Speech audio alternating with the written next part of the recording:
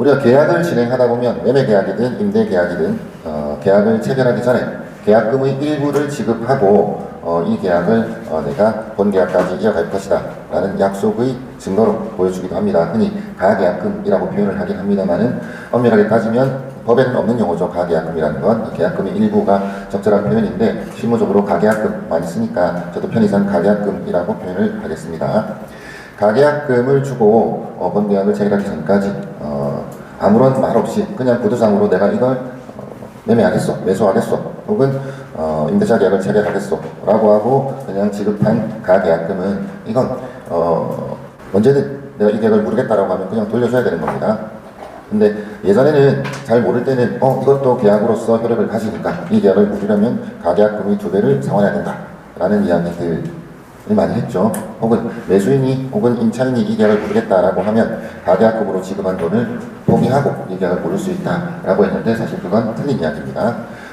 아무런 조건이 없다면 그건 부당이득으로서 반환을 해줘야 되는 겁니다.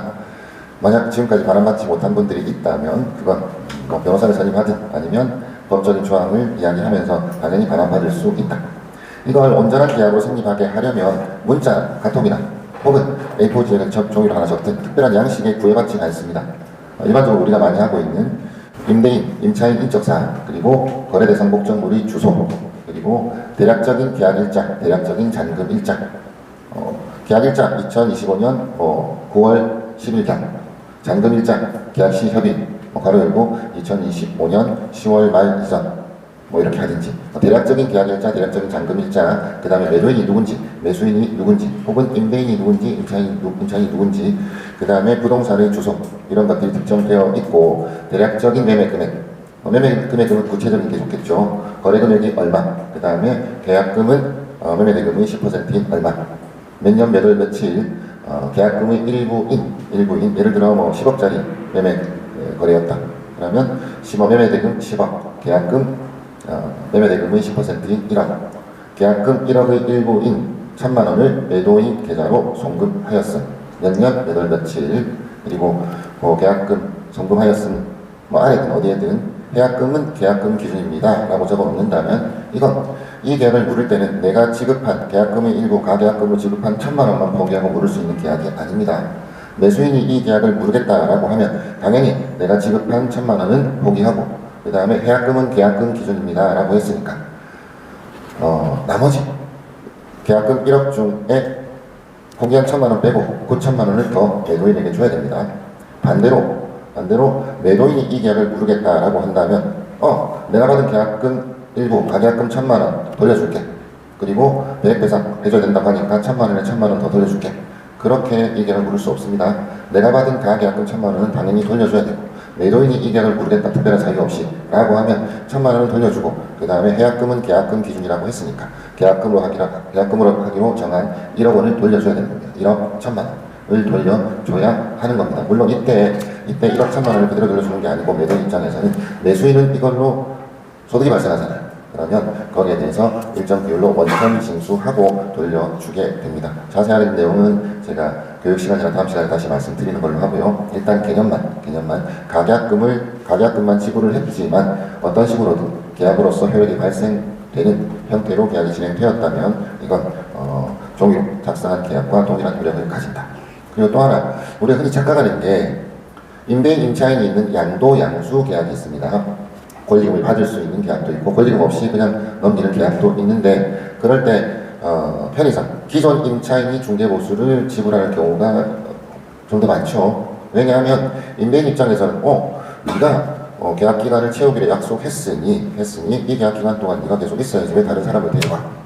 상가의 경우에는 권리금 회수 기회를 보장해줘야 되기 때문에 정당한 사유 없이 임대인이 이거 네가 새로운 사람 데려와도 내가 계약 못 해주겠어 라고 할 수는 없습니다만은 임대인 입장에서는 나랑 계약한 임차인이 계약기간, 계약 내용을 다 지키도록 요구할 수도 있습니다. 분쟁이 생길 수가 있어요. 그래서 우리가 일반적으로 임대차 계약서 작성할 때는 특이하게 만약에 계약기간 중에 임차인이 중도 퇴실할 경우 동일한 조건의 새로운 임차인을 구하고 이때 발생하는 중개보수, 관리비, 그 기간 동안의 월차임은 임차인이 부담으로 한다라고 적어놓으면 좀 더 확실하겠죠. 이런 때이라 하더라도 임차인이 새로운 임차인을 구해오고 임대인을 대신해서 중개보수를 납부하는 경우, 이런 경우에도 세금 계산서 혹은 현금 영수증은 임대인 앞으로 발행을 해야 됩니다. 왜?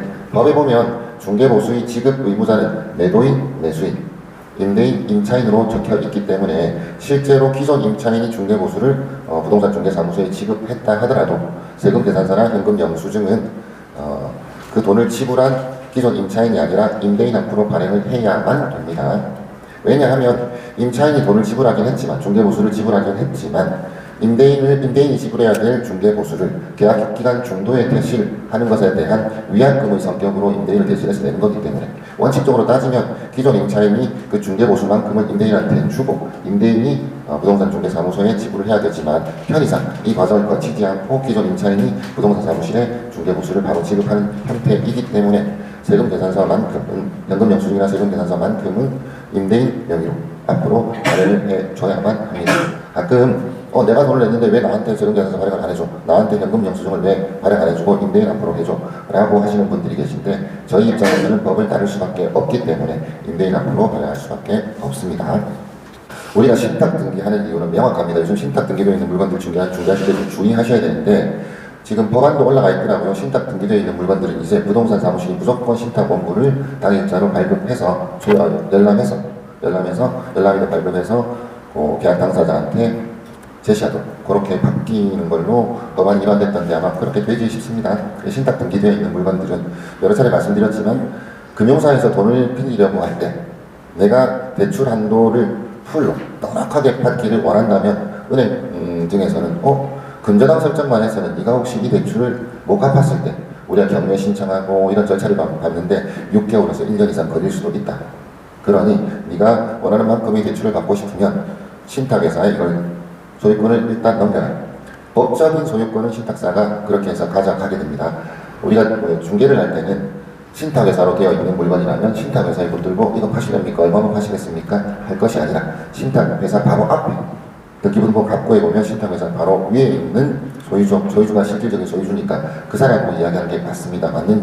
만약에 돈을 갚지 못한다면 신탁회사가 우리 명의로 우리 앞으로 등기 이전되어 있으니까 만약에 돈을 받아야 될 은행이 돈을 받지 못해서 우리한테 약정한 내용대로, 신탁 계약서 내용대로 이거 팔아주시오 라고 하면 신탁회사가 직접 매매를 합니다.